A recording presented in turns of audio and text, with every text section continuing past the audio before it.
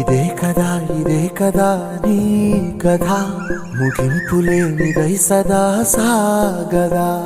ఇదే కదా నీ కథ ముగింపులేనిదై సదా సాగదా. నీ కంటి రెప్పలంచున మనస్సు నిండి పొంగిన ఓ నీటి బిందువే కదా నువ్వెతుకుతున్న సంపద.